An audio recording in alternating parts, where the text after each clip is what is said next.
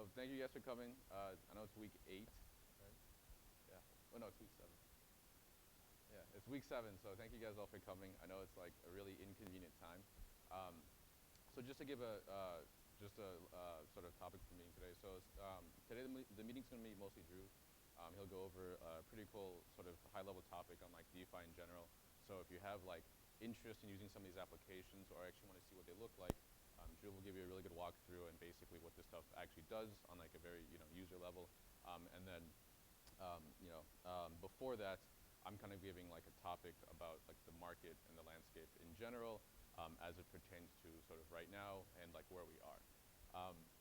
So the basic idea here is, and this is mostly lots of sort of general stuff, but crypto kind of started off, obviously, right? Like you hear about Bitcoin 2008, 2009, which was the start of cryptocurrency. But the idea is that the crypto market really started around 2014. This was the first cycle, so to speak. The idea is that with Bitcoin, releasing, of course, yes, that's the thing, but it's sort of like an internet hobby, even if you could call that. So it wasn't very mainstream at all, or even recognized, right? But 2014 was the first time where actually things became sort of somewhat adopted on a noticeable scale of attention. And Bitcoin went from about like 10, 12, $20 to hitting 400 at its peak, right? So this thing, which was literally minted out of nowhere, you could just download an application. It was just like some like internet like numbers. Went to $400 per coin, and this actually was sort of the genesis of a lot of the cryptocurrency industry, actually. So Brian Armstrong, well, Coinbase actually was founded back during 2014 when they realized like, hey, this thing's actually going to be huge in the future. We should start an exchange, here in the U.S. or we should just start an exchange so that this thing can actually, as it proliferates and as it blows up, we can actually, become the biggest exchange. And for a long time, right, from 2014 to about 2017, that was essentially the business, so to speak, of crypto exchanges. In other words, crypto exchanges were really the only people around doing much in terms of like the operational side, right? This makes sense because if you have cryptocurrencies that come out, what are you going to do? Well, you start a business that you can buy and sell them, right? It was actually really cool because cryptocurrencies as a business, you don't actually need to go out and go get an office and then go get like a supply chain set up, which is like the traditional stuff, right? You can actually just do it from your house. And so it's really, sort of opening up this new paradigm of things that are coming out that you don't actually need to be in one physical location. This is actually a kind of a really important theme, actually, a broader sort of topic in general. But for the most part, right, as people are inventing new blockchains and kind of digging into this and finding out what Bitcoin is, and we've talked about like probably 20 lectures on like what Bitcoin and what Ethereum is. So you guys all pretty much get a good scope of the technical side. But as sort of the years move on, Bitcoin obviously crashes, right? There was a big hack. People lose confidence, they lose faith in the market, they sell, they just forget about it. Back in 2016, and so you get to like a dark period, right? Where if you're basically in crypto, those few years, you just look like someone who doesn't have a job, right? Which is unfortunately the kind of reality of things of this sort. But starting in 2016, 2017, something miraculous starts to happen, which is that Vitalik Buterin and the rest of the Ethereum team created the Ethereum blockchain. And one thing they were really, really far ahead in their time with when they invented this stuff was they realized that people could just create their own tokens on a blockchain. So instead of having to make your own blockchain to have your own token, which was the case in Bitcoin, right, and Dogecoin and all these other coins, it's a lot of work, right? The idea is just you can just let people make a token on your platform, right? And this is how the idea of the ERC20 token was started. Meme coins these days, all these things, this was the idea, right? You give people a way, right, or a template to create their own token. We put it on our blockchain, and then our blockchain can, do all the other stuff. But the idea is that people want to make their own tokens, right? This leads into 2017, where the ICO phase starts, right? And so for those of you guys who weren't around or weren't in crypto, the ICO era was something where it was really large. But before I get super into it, kind of the way I got into my story as well, I got into crypto end of 2017. So this was quite actual middle of 2017, but really getting into it end of 2017. This was sort of the phase of like, the era where anything was possible, right? And so people would actually just go, take projects and would raise millions of dollars from it just on these ICO platforms. Because essentially all you do is you just paste a smart contract address, and then you just say, okay, you can send money here, we'll just give you some tokens, right? And then these tokens eventually will hopefully be worth something one day, right? And because these tokens are instantly tradable, because you can't, the tokens are out there, right? Equities, just kind of a segue, side thing. Equities are not openly tradable. They're at the discretion of the company, right? So equities, when they do become tradable, go through this sort of process where they get listed and then like a certain amount gets allocated to the market. But inherently, it's a huge process, and this is why IPOs are like such a big deal. But there's nothing special about that part in a market sense, right? So these tokens are in the Ethereum ICO sense or the ERC20 sense. These tokens are instantly tradable. That's both good and bad, right? It's good because you can instantly sell, buy, trade, and gather attention, right? It's really good for it's like, hey, you want to go buy some of this stuff. All you need is just like the capital, and then you can just instantly get in, right? The bad part is that oftentimes it's not good to have something that's always tradable, just because from a fundamental perspective, it creates a lot of weird things in the market, right? Most notably manias, right? That's actually like a very common thing. But the main idea here is that these tokens become instantly tradable. They become instantly proliferating, and it creates a huge sort of spark in the market, which leads to basically everybody in broader society as a whole being interested in blockchain, right? And this is really good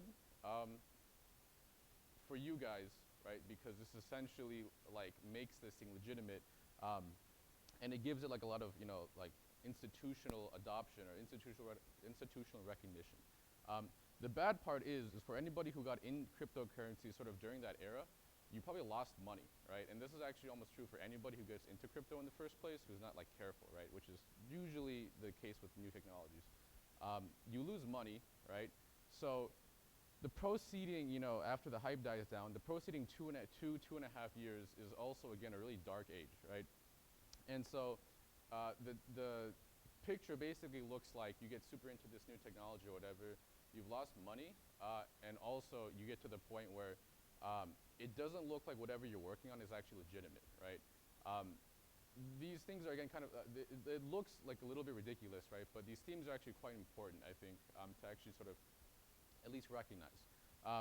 So it looks like whatever you're doing is not going to go anywhere. It looks like it's basically just over, right? And it looks like whatever thing you might be trying to do in life doesn't necessarily have a next thing coming, right? And then this happens, right? This is back in 2021. In 2020 specifically, there's another sort of takeoff in the market, right? This was catalyzed by decentralized exchanges, mostly Uniswap, right? And also decentralized finance. Dhruv will show you a thing about Compound, which is the decentralized lending market. But the key technology here is that now instead of just doing tokens on a blockchain, you could do almost everything on a blockchain. And I won't speak too much about that because we're presenting it. But the biggest idea here is that the technological innovation allowed you to do a lot with these markets on the blockchain, right? So you get, again, a big mania, people throw in money. And so for people who kind of joined, for you guys who joined sort of in this sort of phase of 2021, 2022, again, there's a lot of speculation. People throw in money, you get adoption, right? You get a lot of media, widespread attention. But again, you go through another dark phase, right? And so I don't have it on the chart, but luckily, the sort of broader era of, cryptocurrency again goes through sort of a low period for about a year and a half this time around. And for those of you guys who've been paying attention to the news, Bitcoin's above 90K as of this morning. And so again, it's all-time high. We're entering a new mania phase. And realistically speaking, we're about halfway up on the chart in terms of timing, right? So it's not financial advice, but we're entering the mania phase, right? So we're not really even in the mania phase yet. The bigger idea here, though, is that a lot of this stuff has been catalyzed by technology. This really is the first time around where the technology actually isn't the one catalyzing it. It's actually sort of external effects, most notably, the macroeconomic effect, but also, the regulatory effect. There's money printing, there's lowering of interest rates, and then there's the presidential election, which caused a lot of these things to sort of take off, right?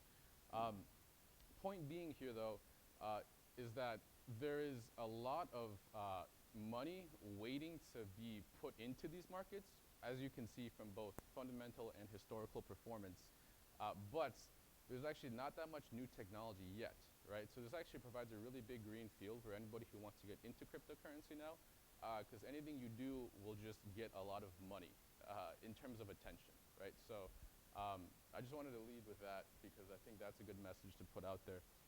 Since this time around, whatever is sort of waiting to happen, there's the attention now, there's the money now, and all it takes is for one or two people or that person or one person to come around and say, I have an idea, work on something, and then get a lot of money. So I'll lead with that on the intro. So, yeah. And then Dhruv will show you the other stuff. Okay.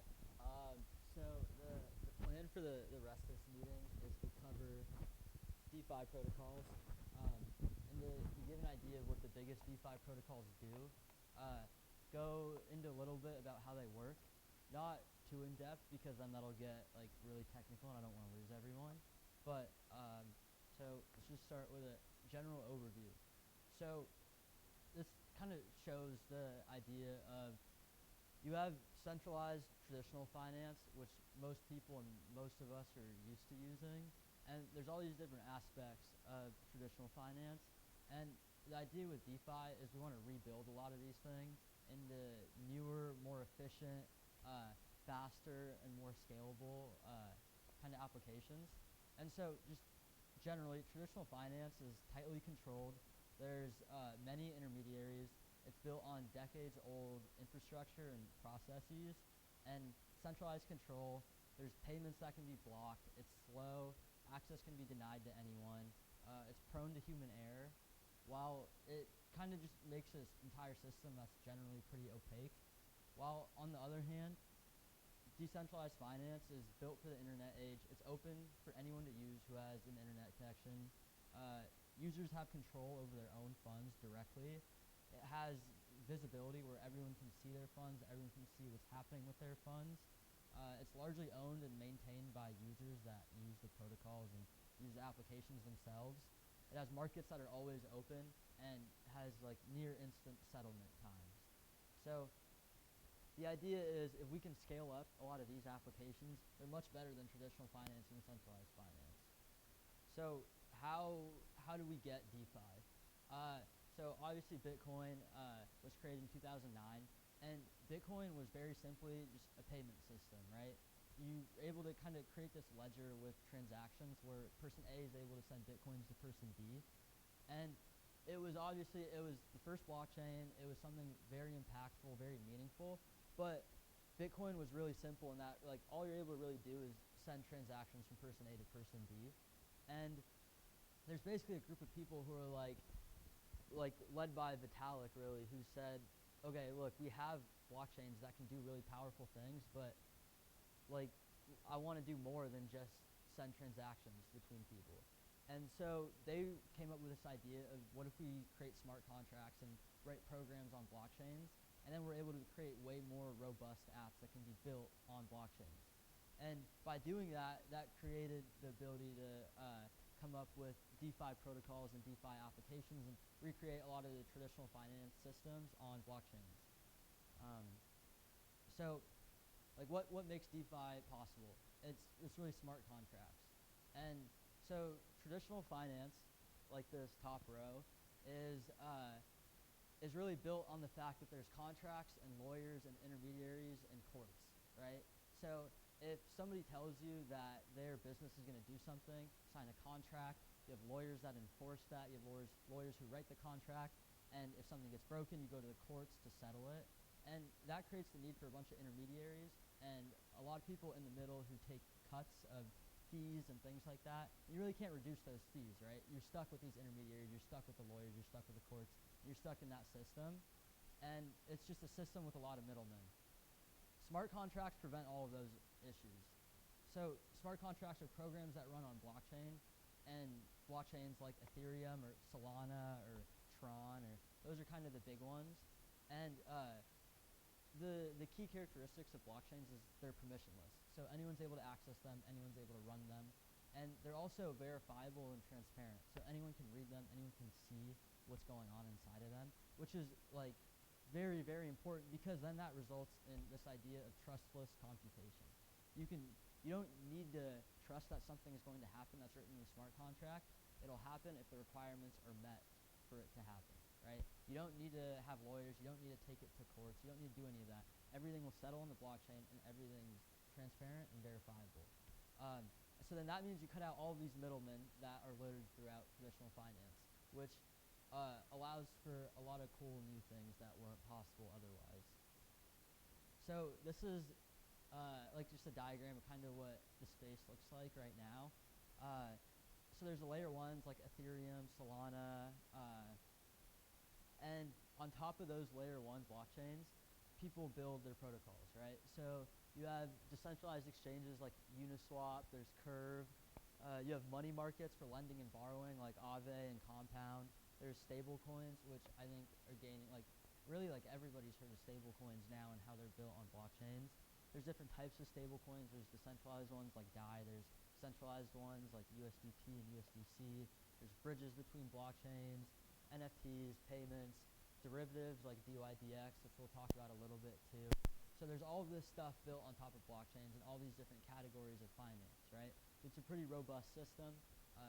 There's some issues with it. There's stuff that needs to get scaled further. There's ways it can get better, and there's lots of space for new ideas and people to build bigger, better, and newer things.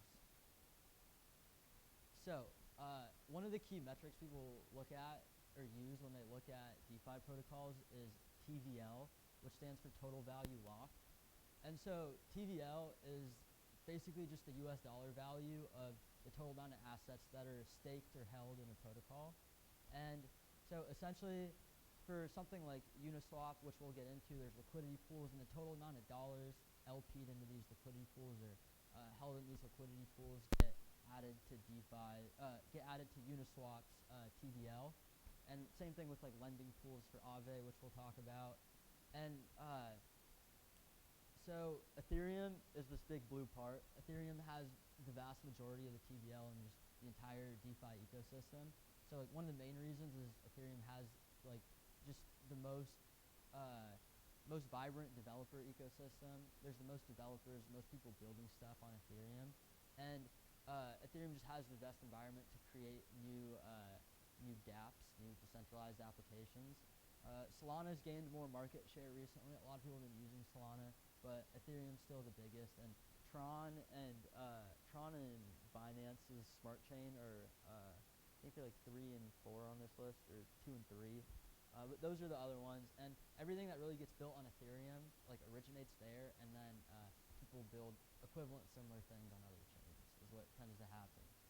So looking at the biggest DeFi protocols across all chains, which these are like pretty much, I think every single one of these except for Binance Staked ETH, which is on Binance's chain, all of these are on Ethereum, and like there's a crazy amount of money in like all of these, right? So the biggest is Lido, which is in that chart we just showed. They actually don't include Lido because Lido it's like kind of DeFi in that you can stake ETH and earn a yield on it. We'll talk about that a little bit, but it's not really like it doesn't have like parallel traditional finance kind of thing.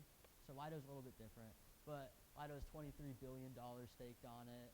Aave has $11.5 billion of TVL, and so yeah, it's pretty big right now, and it's probably only going to get bigger very soon here.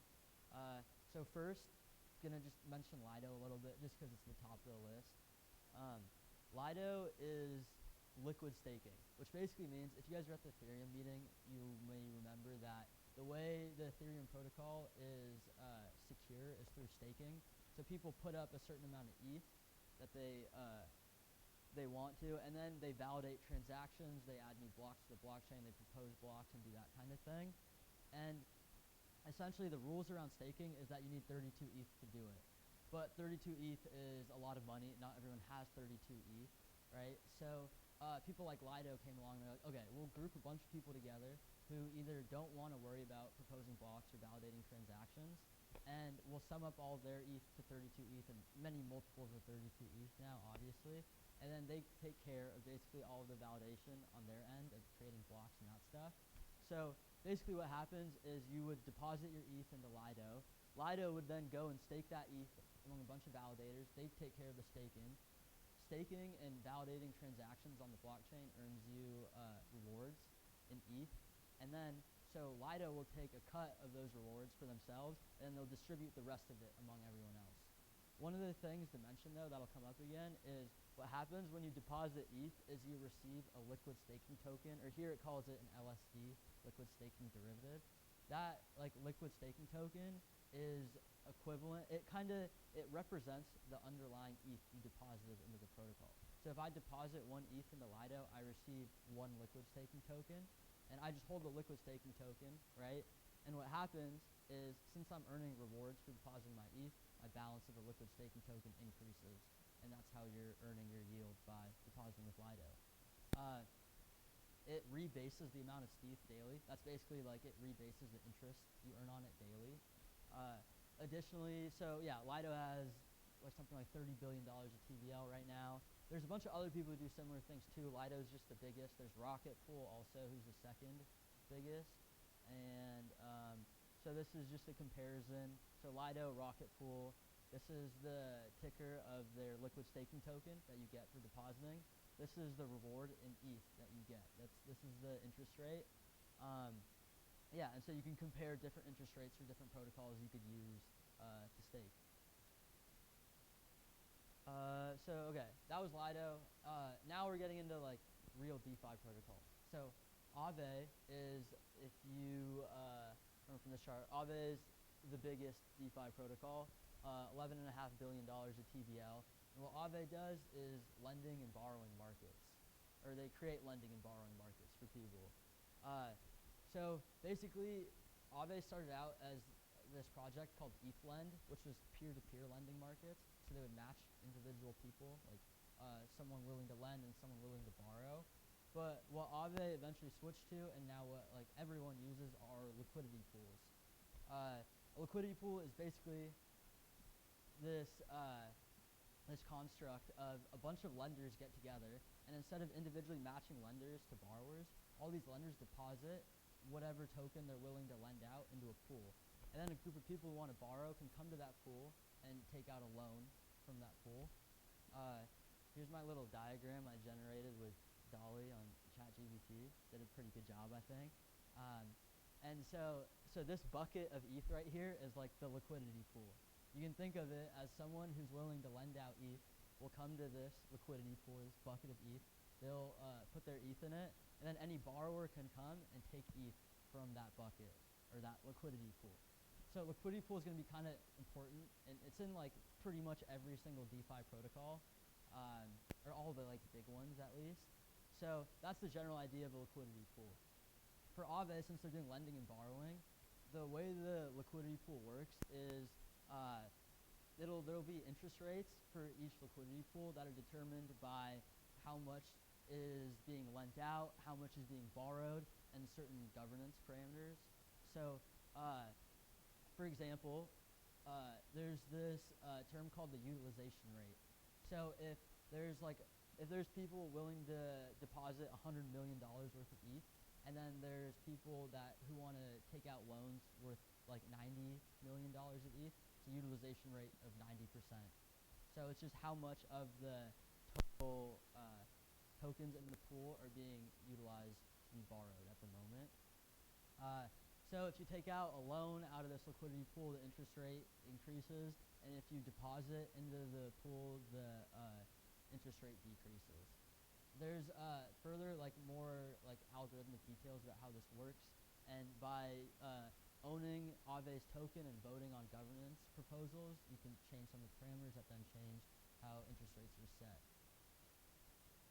So, okay, the next thing you might be wondering is, okay, if I take out a loan of $100,000 worth of ETH, what happens if I don't pay it back, right? I would obviously completely break the system.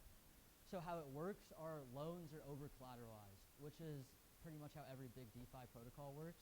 So in the real world, if you're buying a house, what you would do is say you would pay 20% of the purchase price in a down payment, and then you would take out a loan from the bank for the other 80%. When you take out a loan for the other 80%, the bank takes your house as collateral. So if you don't repay the loan, your house gets repossessed by the bank, and that's how the bank secures the value they loaned out to you. But smart contracts can't like repossess houses or like physical assets. So this is on the internet, it's on a blockchain, like that doesn't really work right now. So what happens instead is you would have to over collateralize the loan. If I say you want to take out a loan of $80 of USDT, or like Tether stablecoin, you would have to deposit $100 worth of ETH, right? And so that is a loan to value ratio of 80%, which basically means the amount you supply, if you supply $100, you can take out a loan up to 80% of that. So also, if anything I say doesn't make sense or anyone has any questions about how it works, just ask me. You can stop me at any time. So one of the other things you have to pay attention to is the liquidation threshold. So if the loan to value ratio is 80%, say the liquidation threshold is 82.5%, which means that if the value of your ETH you're using as collateral drops down to 82.5% of its value, your collateral gets liquidated and sold to cover the value of the loan you took out, right? Because they basically want to make sure the total amount of money they're holding is enough to repay out all of the lenders. So if the value of your collateral drops down a certain level, you get liquidated and your collateral gets sold out, and that's how the entire protocol kind of maintains its value and doesn't totally fall apart. And so the point is, all of this is built on smart contracts, right? There's no physical paper lawyers involved in any of this. All of this is insured by smart contracts, which when certain values reach certain points, then they automatically run the code, and all of this happens on its own trustlessly, which is the kind of cool idea behind a lot of these DeFi protocols. And so the other thing is, you might be wondering, what's the point of this? I have to supply more money than I want to get a loan of. Why would I even do that? And so one of the things that makes it useful is you get to lever up permissionlessly, right? So anyone can interact with this protocol, anyone can do this. And so say you think the value of ETH is going to increase and you don't want to sell your ETH, then what you can do is you can supply your ETH as collateral, take out a loan of USDT, and then pay your bills with the US dollar that way, right? And that way you get to hold on to your ETH, and then you can sell it at a later date for a greater value to repay your loan, which is it's a pretty cool thing that anyone can go and use this platform and go do that. So just some other details. Aave loans can be repaid at any time with the total interest repaid at the end. Deposits or lenders can withdraw their lent amount at any time. One little detail, which we'll do a little demo, I'll show you guys how this works in a second, but when you deposit $100 of ETH, you get an equivalent $100 worth of a token, so it'd be Aave ETH, which represents the amount you deposited. So that when you go back to withdraw, you give them that Aave ETH or that A token. And Aave supports variable or stable interest rates is the other thing. So I'll actually pull up, or we'll go to Aave after. Yeah.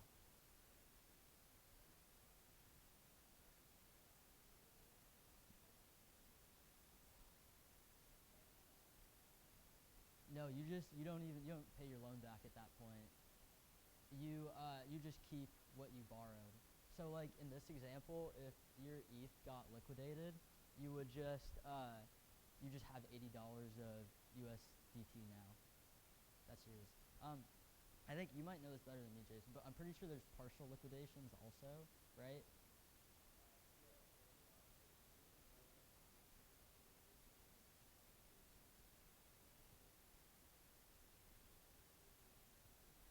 Yeah. So where your entire position wouldn't get liquidated and you could still pay back whatever portion.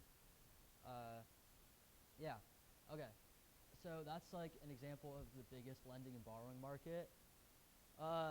Another cool application of DeFi is Uniswaps and decentralized exchanges.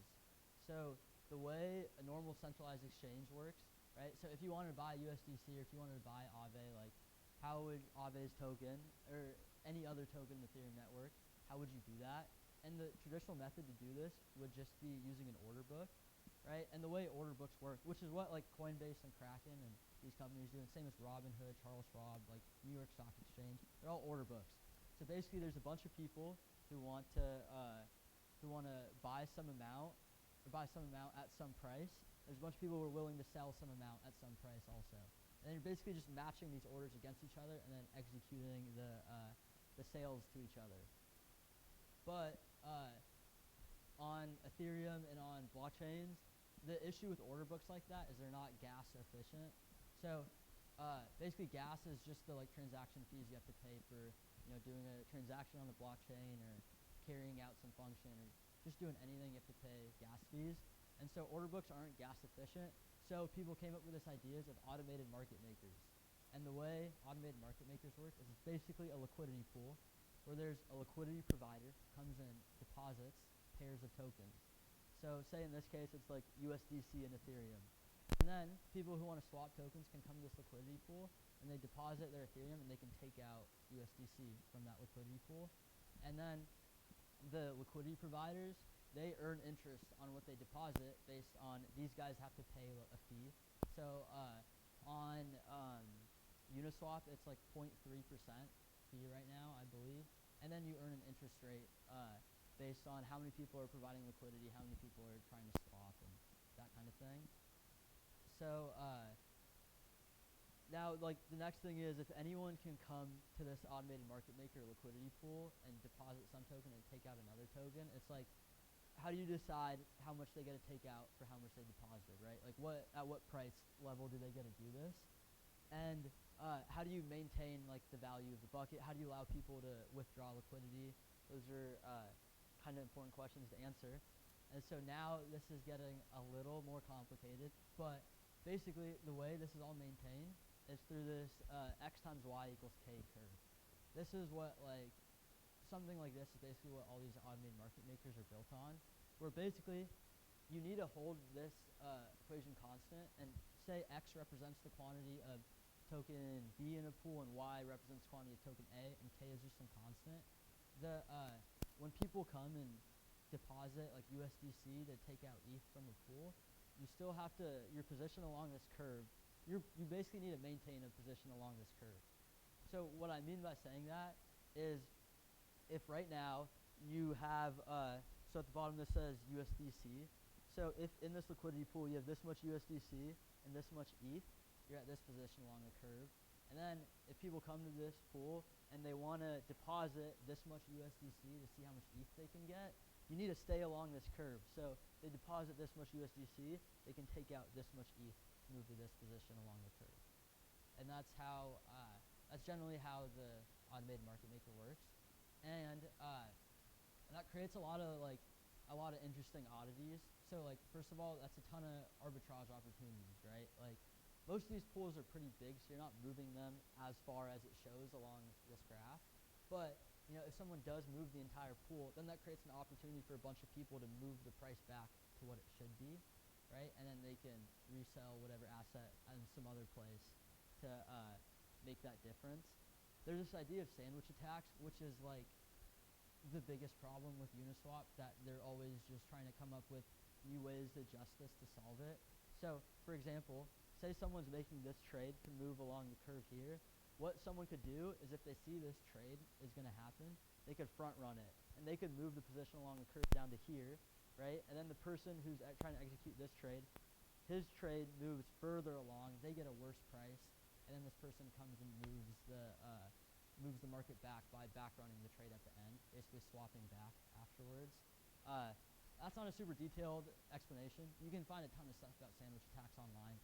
It's pretty interesting. Their attempts to try and solve it are pretty interesting too. You can also find sandwich attack trackers online, and you can just see people making 80 ETH on a sandwich attack trade, just front running and back running people. It's pretty interesting.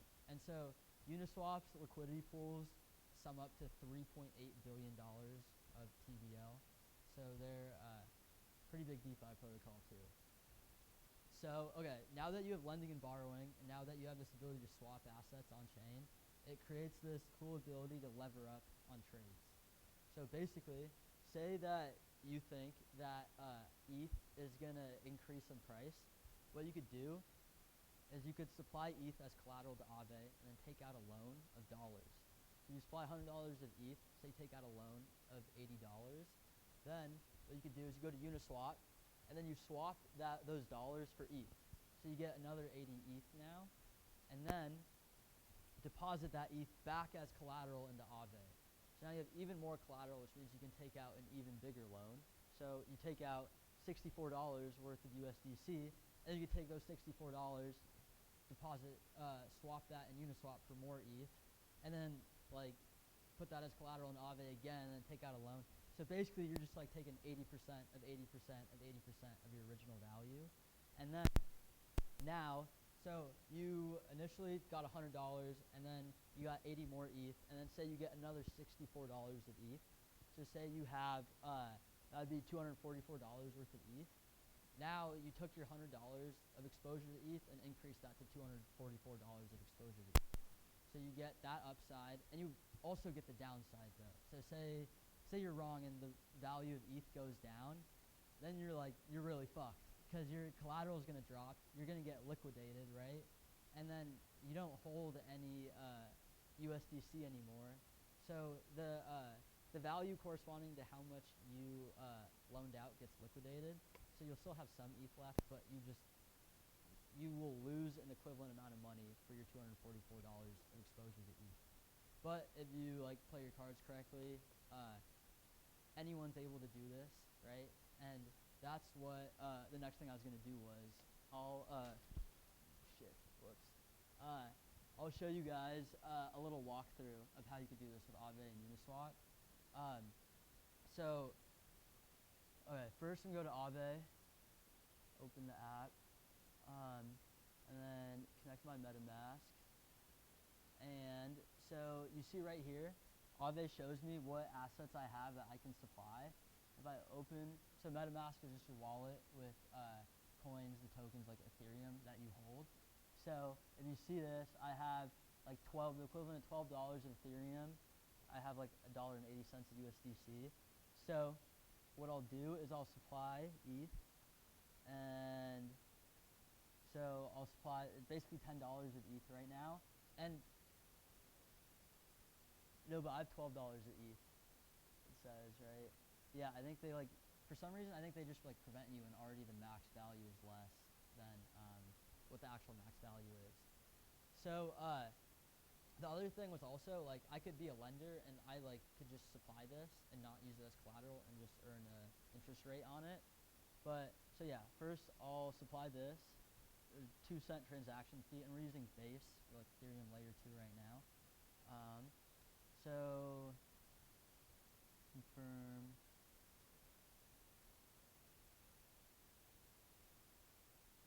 Okay, and then it's going to take a second, and then it'll show up as me having supplied it. So, okay. So right now, right, you have the $9.76 supplied. This is the interest that I could earn on it if I just supplied it as a lender. So right now it's treating it as collateral, so I don't even think it's going to let me earn interest on it. I think you have to switch this, which I'm not going to do because we're going to use it as collateral. But basically what you lent out, you can use as collateral instead. So, okay, we have that there. So now I can borrow any of these assets. And you can see the amount it's letting me borrow, $7.73, is less than the amount I've supplied. And that $7.73 is the max amount I can borrow. In reality, I'm going to borrow less than that because, you know, if ETH could easily drop like 10% in a day, and then I don't want to get like liquidated right away. And so this is like the different interest rates for all these assets I could earn on borrowing, or I would have to pay back if I borrowed. So I'll just take USDC, which has a 14% interest rate. Okay, this is the health factor, which describes basically how close you are to being liquidated. So you see liquidations at less than 1. And if I took out this much, I would have a health factor of 1.04. Not good. I don't want to do that. So instead, I'll take out like, let's see, 6 is 1.34. So I'll take out a loan of $6. Okay. Borrow USDC. Confirm the transaction. while I'm borrowing that, I'm gonna pull up Uniswap right now, because what I'm gonna do is I'm gonna swap these dollars for ETH. So go here, USDC, and ETH. Let's see if it's done. Okay, still loading. And okay, it's good. And so it shows me now my debt is $6. My net worth is $3.76. So the supplied amount minus how much I took out a loan of. And yeah, net APY minus 11.5%, health factor 1.34%. So now I go to Uniswap, and I'll swap all of this for ETH. And okay, that's how much ETH I'll get back. So approve and swap. You have to approve Uniswap to move the tokens around that I'm swapping right now. So confirm and confirm the transaction. Swapping, okay, swap. Now I go back to Aave, and now I have, how much did I? No, there should be, oh yeah, there we go. Yeah, so now I have $10 of ETH that I can supply as collateral. So I could do this again, and basically here, I'll do it really quickly. So the max amount of ETH I could supply would be $7 that's letting me do. You can see my health factor would increase, right? Because now I have more ETH that I'm supplying as collateral for the loan. So it would take much more of a drop of the price of ETH for me to be liquidated. Supply that. Confirm the transaction. And okay, that's gonna load. And then once that's done, now I have the ability to borrow even more USDC and basically just keep on doing this cycle over and over again. I'm doing this with like $10, but you can do this with like $10,000. You can do it with like $100,000. If you do it with $100,000, you're probably gonna get sandwich attacked on Uniswap, so I wouldn't do it with $100,000, but it's possible to do. Yeah, and so now look, I have an even greater loan of USDC I could take out, could swap again, and supply as collateral again. So yeah, that's a little walkthrough of how you can use these protocols. Compound is another borrowing and lending market, $2.4 billion of TVL. One of the other things actually too is you can see, so we deposited, I think $17.5. $17.5 of ETH, and then what they give you in return for what you deposited is $17.5 of Aave base wrapped ETH. But that's basically the accounting to show you how much you have deposited in the protocol.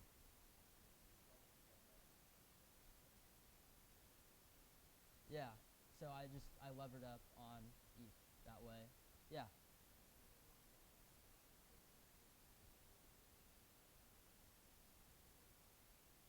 Oh, just buy a token that represents this? Yeah, I know. Yeah, I never heard of that. That's a good idea. Never heard of that before.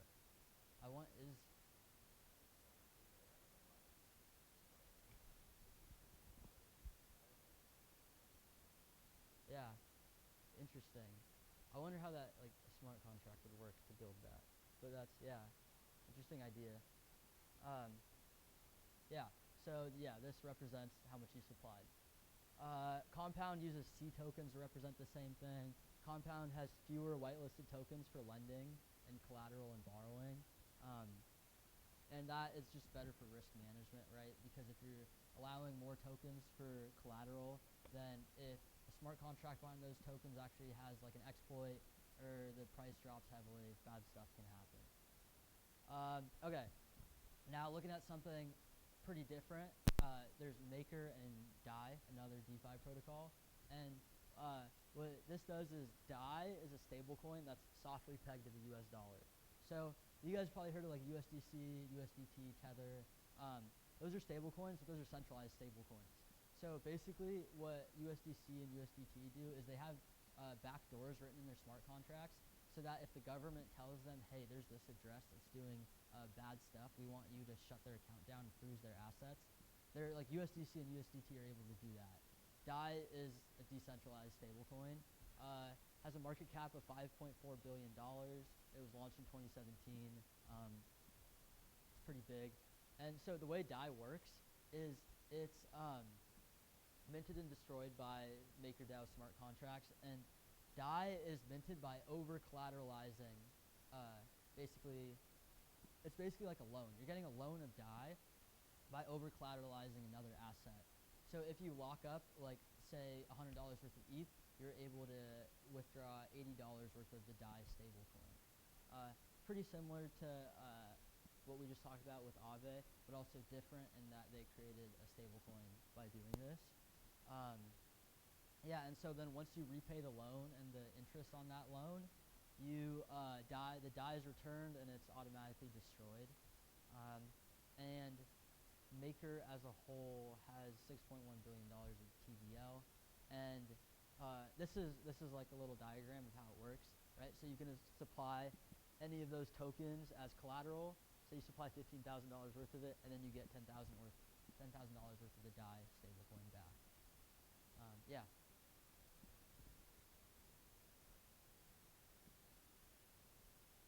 It's however long. The interest just accrues, and then when you're going back to repay it, you have to pay all that interest at once. You could theoretically hold it forever, or you could hold it, like I could have repaid that loan back like right now after like a minute. Doesn't really matter. And then the same thing with lending. You can withdraw your lent amount at any time. Yeah. Athena is another DeFi project that's got very big really quickly. So going back to the very beginning, Athena is 9th biggest DeFi protocol, $2.8 billion of TVL at the time of that screenshot, but I think that's increased now. So what Athena does is a pretty interesting strategy. When somebody comes to mint USDE, their stablecoin, what they do is they do this with ETH and Bitcoin, I'm pretty sure, but they go long and short at the same time, called delta neutral hedging strategy, right? So if you think about it, you have, just at first pretend you have ETH and just short on ETH, right? Doesn't matter what happens to the price of ETH, you still have the same amount of money locked in. But what they do that's interesting is instead of ETH, they use Steth, which was that liquid staking token from Lido. So they go long Steth and short Ethereum, and the Steth earns interest, right? So then what happens is the Steth increases in value, the ETH drops in value. Say the ETH drops in value, but you just have more Steth now because you accrued the yield on your Steth. So by holding USDE, you're actually earning a yield by holding the stablecoin, which is pretty cool. And Athena describes USDE as crypto's first fully backed, on-chain, scalable, and censorship-resistant form of money. DAI might have some issues with what they said about some of that, but yeah. And then just a couple other projects. EigenLayer is like a top 5 biggest DeFi project. I didn't get into it because EigenLayer gets pretty complicated. Alan gave a presentation on this last year, which is on the YouTube channel if you guys want to check it out. That was a good explanation. They have $12.8 billion of TVL, and they launched in June of 2023, which is kind of crazy because all of the other big projects in the billions of dollars of TVL pretty much have launched in like 2017, or super long ago. What EigenLayer does is those liquid staking tokens like Steth, you can restake those, and then restaking those, you can provide security to other protocols. Because you stake ETH to provide security to Ethereum, you can do the same with Steth, so you're restaking the liquid staking token. DYDX is a pretty big DeFi protocol too that offers perpetual trading options. They launched in 2017. They're one of the DeFi OGs also. So yeah, those are all of the protocols. If you guys, I'll post these slides so you guys have access to these resources, but this Notion page we have has some links to some readings about DeFi protocols you guys can check out, and a little bit on how they work. We have links to some other readings if you guys want to learn more about how they work. And then DeFi Llama is where you can get all these statistics about all these DeFi protocols like TVL, yield rates, usage. You can look at all these charts. Really good. And yeah, next meeting is going to be the last meeting of the quarter. Jason's going to be presenting. So I think we'll probably order food for next meeting. So if you guys want to come by for that, we're going to wrap up the quarter and join the Discord if you guys haven't already. Yeah.